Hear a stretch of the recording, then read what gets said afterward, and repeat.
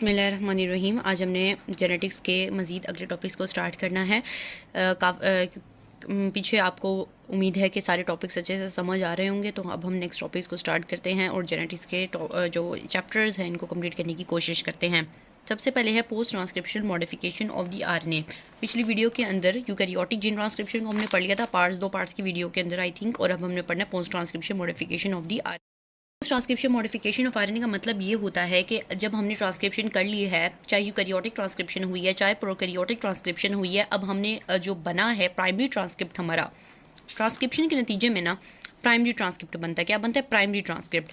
अब जो primary transcript बना है, हमने क्या करना है, उसकी मॉडिफिकेशन करनी है। हम उसको डायरेक्ट जो है वो साइटोप्लाज्म में उसको ले जाके उसकी प्रोटीन नहीं बना सकते अभी डायरेक्ट, अभी वो पहले उसकी मॉडिफिकेशन होना ज़रूरी है, तभी वो हमें एक प्रोटीन दे सकेगा, फंक्शनल प्रोटीन दे सकेगा। यानी मतलब उसकी बेसिस को इस्तेमाल करते हुए उसकी ट्रांसलेशन कर सकते हैं हम। पहले हमने उसकी मॉडिफिकेशन करनी है। तो मिसाल के तौर पे प्राइमरी ट्रांसक्रिप्ट बना हमारे पास, ट्रांसक्रिप्शन के फ़ौरन बाद वो होता क्या है, ट्रांसक्रिप्शन यूनिट जो भी हम ले रहे होते हैं उसकी फ़ौरन से एक आरएनए कॉपी को कह देते हैं। मिसाल के तौर पे हमारे पास कोई भी न्यूक्लियोटाइड का बेसिस का सीक्वेंस था, हमने उसकी ट्रांसक्रिप्शन की तो बना प्राइमरी ट्रांसक्रिप्ट, यानी कोई डीएनए था, उसकी हुई ट्रांसक्रिप्शन और बना जो भी आरएनए बनेगा उसको कहेंगे प्री आरएनए। अभी मैं आगे बताऊंगी। तो वो जो होता है उसको कहते हैं प्राइमरी ट्रांसक्रिप्ट। क्या कहते हैं? प्राइमरी ट्रांसक्रिप्ट कहते हैं। तो वो primary transcript initial linear RNA copy होती है ट्रांसक्रिप्शन यूनिट की, यानी वो सेगमेंट ऑफ डीएनए जो इनिशिएशन और टर्मिनेशन सीक्वेंस के दरमियान होता है उसको हम कहते हैं, उसके नतीजे में जो आरएनए बनता है उसको हम प्राइमरी ट्रांसक्रिप्ट कहते हैं। मतलब अभी इसकी मॉडिफिकेशन होना बाकी है, अभी हमने इसकी मजीद इसमें पोली ए टेल की एडिशन करनी है, इसमें हमने जो है कैप की एडिशन करनी है, उसको मुख्तलिफ चीज़ों से बचाने के लिए कि कहीं डिग्रेड ना हो जाए। तो इस तमाम प्रोसेस को अभी हमने करना है, तब उसको साइटोप्लाज्म में ले जाके उसकी प्रोटीन बना सकते हैं। उससे पहले तक हम इसके प्रोटीन नहीं बना सकते इसको इस्तेमाल करके। जो प्राइमरी ट्रांसक्रिप्ट यूकैरियोट का या प्रोकैरियोट का बना है उसकी राइबोन्यूक्लियस आके क्लीवेज करेंगे, मुख्तलिफ राइबोन्यूक्लियस उसकी क्लीवेज करेंगे, उसकी पोस्ट ट्रांसक्रिप्शन मॉडिफिकेशन होगी, उसको फर्दर मॉडिफाई किया जाएगा उसको एक यूनिक आइडेंटिटी देने के लिए। चाहे प्रोकैरियोटिक मैसेंजर आरएनए हैं या अब हमने ना एक चीज़ पढ़नी है। देखिए ट्रांसक्रिप्शन के नतीजे में सिर्फ राइबोसोमल आरएनए तो नहीं बनता, बल्कि मैसेंजर आरएनए भी बनता है, बल्कि ट्रांसफर आरएनए भी बनता है। ठीक है, ये 3 आरएनए बन जाते हैं। अब हमने तीनों की क्या करनी है? मॉडिफिकेशन करनी है। तो होता क्या है कि अगर प्रोकैरियोटिक मैसेंजर आरएनए बना ना तो उसकी मॉडिफिकेशन की ज़रूरत ही नहीं होती, क्योंकि वो जो प्रोकैरियोटिक मैसेंजर आरएनए बनता है वो बिल्कुल अपने जो मतलब एक्चुअल मैसेंजर आरएनए है ना उसकी तरह का ही होता है, हमें उसकी मॉडिफिकेशन की ज़रूरत नहीं होती। लेकिन जो यूकैरियोटिक मैसेंजर आरएनए उसकी मॉडिफिकेशन की ज़रूरत होती है, बोथ को एंड पोस्ट ट्रांसक्रिप्शनली उसकी मॉडिफाई होना ज़रूरी होता है। तो this is all about the messenger RNA. अब हमने करना है राइबोसोमल आरएनए। राइबोसोमल आरएनए चाहे यूकैरियोटिक हो चाहे प्रोकैरियोटिक हो, दोनों की जो है ना वो होना ज़रूरी है, मतलब मॉडिफिकेशन और ट्रांसफर आरएनए की भी मॉडिफिकेशन होना ज़रूरी है। अब वो ये कह रहे हैं कि राइबोसोमल आरएनए को सबसे पहले डिस्कस करें। राइबोसोमल आरएनए आपको पता है अगर यूकैरियोटिक है तो वो आरएनए पॉलीमरेज किससे बनता है?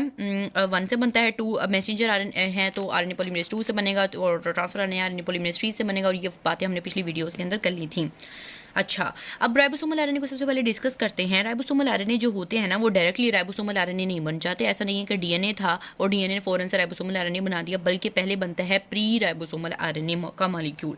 प्री राइबोसोमल आरएनए सबसे पहले बनता है, चाहे यूकैरियोटिक सेल हो चाहे प्रोकैरियोटिक सेल हो। और आपको पता है राइबोसोमल आरएनए कितनी तरह के हो सकते हैं। मैंने अभी आपको पता होना चाहिए इस बात का कि 23S एस क्या है? Svedberg unit. 23S हो सकता है, 16S हो सकता है, 5S हो सकता है। प्रोकैरियोट्स की बात हो रही है तो उसका राइबोसोमल आरएनए इतनी तरह का हो सकता है। इसी तरह से यूकैरियोट्स का भी राइबोसोमल आरएनए 3 तरह का हो सकता है, 28S, 18S एंड 5.8S, 3 तरह का हो सकता है। ठीक है, कैसे प्रोड्यूस होते हैं ये जो मैच्योर राइबोसोमल आरएनए होते हैं? अभी बताया, प्री राइबोसोमल आरएनए मॉलिक्यूल से ही प्रोड्यूस हो रहे होते हैं, ये डायरेक्टली प्रोड्यूस नहीं होते।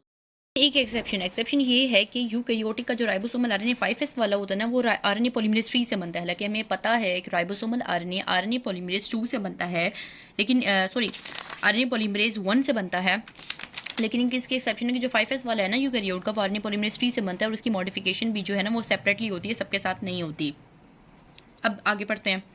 जो प्री राइबोसोमल आरएनए बनते हैं उनको राइबोन्यूक्लियस आके क्लीव करते हैं। पहले प्री राइबोसोमल आरएनए बनेंगे, उसके बाद आपको पता है राइबोसोमल आरएनए बनेंगे। तो प्री राइबोसोमल आरएनए जो बने हैं उनको आके राइबोन्यूक्लियस आएंगे, उनको क्लीव करेंगे, फिर इंटरमीडिएट साइज पीस बनेंगे राइबोसोमल आरएनए की, उनकी फर्दर प्रोसेसिंग होगी, उनको एक्सोन्यूक्लियस आएंगे, उनको फर्दर मॉडिफाई करेंगे उनको बेसिस पे, और रिक्वायर्ड राइबोसोमल आरएनए हमें मिल जाएगा। तो ऐसे नहीं होता डायरेक्टली हमने ट्रांसक्रिप्शन हुई डीएनए से फ़ौरन से राइबोसोमल आरएनए मिल जाएगा, बल्कि पहले सबसे पहले प्री राइबोसोमल आरएनए बनेगा। प्री राइबोसोमल आरएनए को राइबोन्यूक्लियस क्लीव करेंगे, उसके बाद एक्सोन्यूक्लियस क्लीव करेंगे, देन हमें रिक्वायर्ड आरएनए मिलता है। ठीक है, ऐसे नहीं होता डायरेक्टली। यूकैरियोट्स के अंदर भी ऐसा ही होता है, उनके जीन्स भी प्रेजेंट होते हैं राइबोसोमल आरएनए के मुख्तलिफ लॉन्ग टर्म एरेज पर, मतलब रिपीटेड सीक्वेंसेस में उनके पास सिंथेसिस होती है, न्यूक्लियोलस के अंदर उनकी प्रोसेसिंग होती है, शुगर मॉडिफिकेशन होती है, लेकिन उसको फैसिलिटेट करने के लिए आते हैं एसएनओ आरएनए आते हैं, यानी स्मॉल न्यूक्लियोलर आरएनए आते हैं। अब हमने ये बात कर ली सारी की सारी हमने की राइबोसोमल आरएनए के मुतालिक। अब हम चलते हैं ट्रांसफर आरएनए के। ट्रांसफर आरएनए की बात करते हैं, दोनों को साथ ही डिस्कस करेंगे, चाहे यूकैरियोटिक का हो चाहे प्रोकैरियोटिक का ट्रांसफर आरएनए हो। लॉन्ग प्रिकर्सर मॉलिक्यूल से बनता है, डायरेक्टली तो बनता ही नहीं है, ठीक है, उनकी मॉडिफिकेशन करनी होती है। लॉन्ग प्रिकर्सर मॉलिक्यूल डायरेक्टली नहीं मतलब बने, अब उनकी मॉडिफिकेशन होगी, फिर ट्रांसफर आरएनए बनेंगे जो रिक्वायर्ड होता है, ठीक है, फिर उनके बाद उनकी मॉडिफिकेशन भी होती है। तो ऐसे ही ये सीक्वेंसेस जो है इनको रिमूव किया जाता है, एक्स्ट्रा सीक्वेंसेस को। अगर इंट्रोन है तो उसे कोई इंट्रोन वो रीजन होता है जो कि प्रोटीन के लिए कोड नहीं कर सकता, तो हमें ज़रूरत ही नहीं होती उसकी, तो उसको हम रिमूव कर देते हैं न्यूक्लियेसिस की मदद से, ठीक है।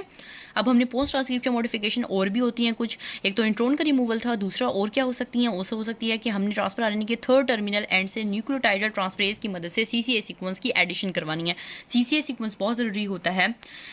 इसी तरीके से कुछ चाहे अमाइनो एसिड्स को रिकग्नाइज करने के लिए, क्योंकि हमें पता ट्रांसलेशन के अंदर, अभी आगे वाली वीडियोस के अंदर ट्रांसलेशन पढ़ेंगे तो उसके अंदर आपको पता चलेगा सीसीए सीक्वेंस का क्या रोल है। मतलब अमाइनो एसिड्स को रिकग्नाइज करने में ट्रांसफर आरएनए करना होता है, तो वो इसलिए सीक्वेंस की ज़रूरत होती है।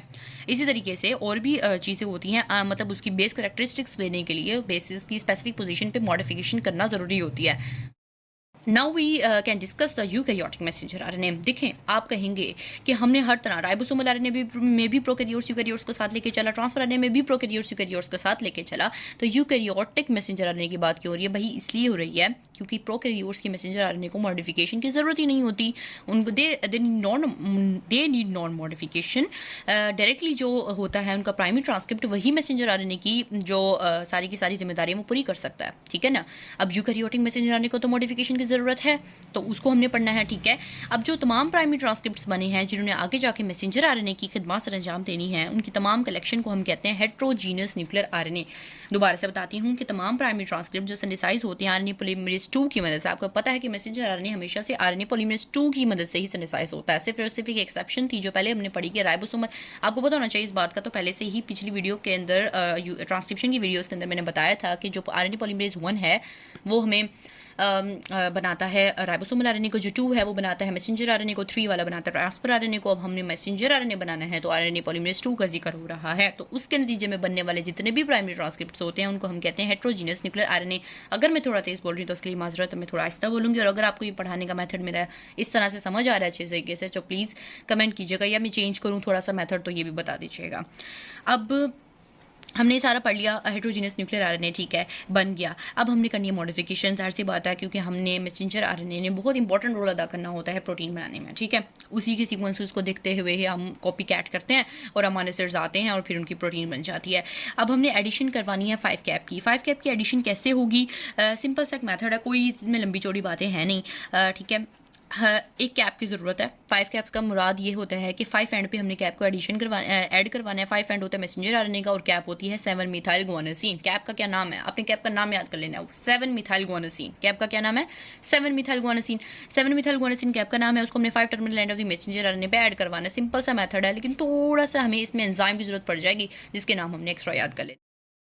कैप हमारे पास आ गई 7 मिथाइल गुआनोसिन। अब हमने उसे मैसेंजर आरएनए पे 5 टर्मिनल एंड पे ऐड करवा दिया, लेकिन लिंकेज कौन सा बनेगा? 5-5 ट्राइफॉस्फेट लिंकेज बनेगा, ठीक है। तो इसकी हमने यहाँ से आपको दिखा देती हूँ, इसको यहाँ पे बहुत अच्छी से दिखा हुआ है, ये देखें, ये यहाँ पे है कि ये हमारे पास मैसेंजर आरएनए है, ठीक है, और इसका जो है ये 5 टर्मिनल एंड है जिस पर एक बेस प्रेजेंट है। ज़ाहिर-सी बात है मैसेंजर आरएनए न्यूक्लियोटाइड बेस का मिलकर बना हुआ है, और हमें एक 7 मिथाइल गुआनोसिन कैप भी मिल गई है, इसका भी 5 टर्मिनल एंड है, तो दोनों ने ऐड हो जाना ट्राइफॉस्फेट लिंकेज की मदद से। 5-5 ट्राइफॉस्फेट लिंकेज की मदद से ये 5 एंड है कैप का और ये 5 एंड है मैसेंजर आरएनए का। मैसेंजर आरएनए का एक एंड है थर्ड एंड पर हमने टेल ऐड करवाना है, लेकिन अभी हम उसके बाद थोड़ी देर में करेंगे, अभी जस्ट फ्यू सेकेंड बाद टेल थर्ड एंड पे ऐड करवाएंगे, कैप 5 एंड पे ऐड करवाएंगे।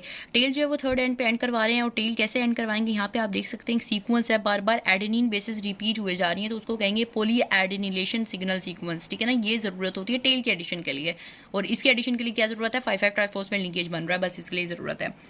अब हम थोड़ा सा डिटेल में पढ़ते हैं कैप की एडिशन। देखें, 5 की टेल कैप की एडिशन करवा रहे हैं, उनकी क्रिएशन के लिए होता क्या है कि एक ग्रुप है उसकी रिमूवल होती है, गैमा फॉस्फोराइल ग्रुप की रिमूवल हो जाती है जब हम कैप को ऐड करवा रहे होते हैं। मैसेंजर आरएनए के जो प्री मैसेंजर आरएनए, अभी प्री कहेंगे ना क्योंकि अभी मैसेंजर आरएनए नहीं बना, उसकी मॉडिफिकेशन हो रही है। तो प्री मैसेंजर आरएनए के 5 ट्राइफॉस्फेट से फॉस्फोराइल ग्रुप की रिमूव हो गई। उसके बाद हमने एक रिमूवल हो गई, मतलब फॉस्फोराइल ग्रुप निकल गया। अब हमने ज़ाहिर सी बात है कोई चीज़ रिमूव होगी तो ऐड होगी ना, तो रिमूव हो गई। अब हमने ऐड किसका करवाना है, गुआनिसिन मोनोफॉस्फेट को, क्योंकि कैप क्या थी 7 मिथाइल गुआनिसिन। 7 मिथाइल गुआनिसिन कैप ऐड करवानी है, इसको याद रखिएगा। कैप है 7 मिथाइल गुआनिसिन।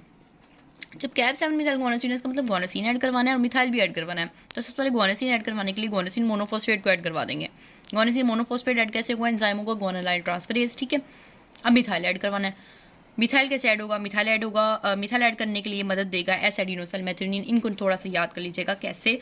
7 मिथाइल गुआनिसिन है, गुआनिसिन ऐड करवाएंगे गुआनिसिन मोनोफॉस्फेट की मदद से, एंजाइम होगा गुआनालाइल ट्रांसफरेज। मिथाइल ऐड करवाएंगे एस एडिनोसिल मेथियोनिन की मदद से, मेथाइलेशन होगी और एंजाइम होगा गुआनिन 7 मिथाइल ट्रांसफरेज, ठीक है। ये नाम यहीं लिखे हुए हैं, मैं यहीं से बोल रही हूँ और इसको ऐसे ही एज इट इज आपने थोड़ा रट्टा लगा के याद कर लेना है। गुआनिसिन ऐड करवाने के लिए एंजाइम है गुआनालाइल ट्रांसफरेज, मिथाइल ऐड करवाने के लिए एंजाइम है गुआनिन 7 मिथाइल ट्रांसफरेज। गुआनिसिन ऐड होगा गुआनिसिन मोनोफॉस्फेट की मदद से, जबकि मिथाइल ऐड होगा एसिडिनोसिल मेथियोनिन की मदद से। अगर आपको थोड़ी सी तेज़ मेरी स्पीड लग रही है तो माजरत, फिर से प्लीज़ इसको हल्की इस पर सुन लीजिएगा, बल्कि मैं आहिस्ता बोलने की कोशिश करती हूँ मज़ीद। एसिडिनोसिल मेथियोनिन जो है ना वो मिथाइल ग्रुप हमें देगा, जबकि गुआनोसिन मोनोफॉस्फेट हमें गुआनिसिन देगा।